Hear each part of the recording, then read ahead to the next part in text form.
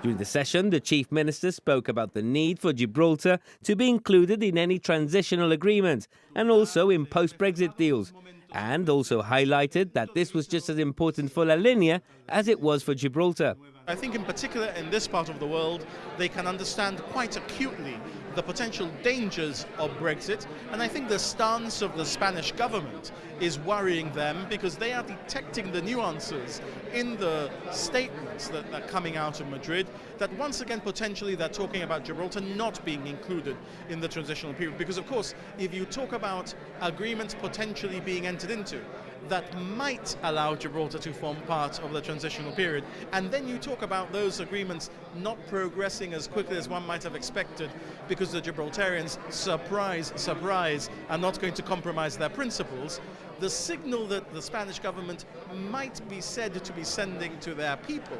is that Gibraltar might not form part of the transitional period unless Gibraltar buckles on the fundamentals. Anybody who knows me and knows the party I lead knows that we do not buckle on the fundamentals. So if forming part of the transitional period is somehow dependent on that, people on this side of the frontier are getting very concerned indeed that their government might put them and Gibraltar out of the benefits of the transition. Drawing attention to the fact that not every mayor in the Campo area is on board to further promote good relations with Gibraltar for the benefit of the region, the Chief Minister also highlighted that Gibraltar possibly has its strongest and closest allies in those who are.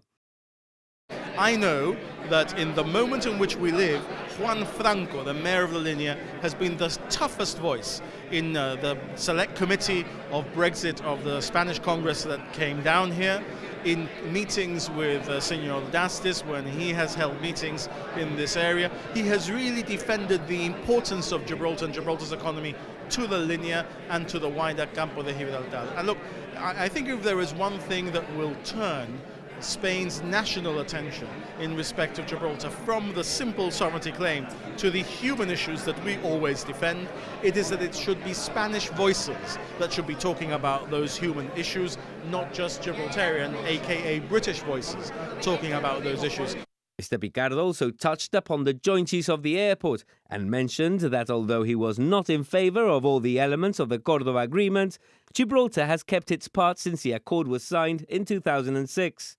Although he saw it as very difficult, he said that should Spain wish to finally keep their half of it, Gibraltar would be obliged to do so, but that Brexit could offer new opportunities. Let us try to see whether it is possible to find a way to have the core of the Córdoba Agreement delivered,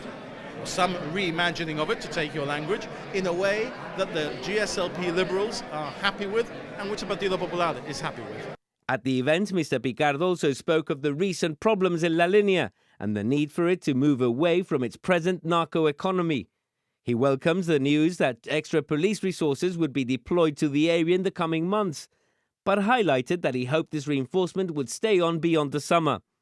The Chief Minister will be making his first official visit to the La Linea Ayuntamiento since Juan Franco took over later this month.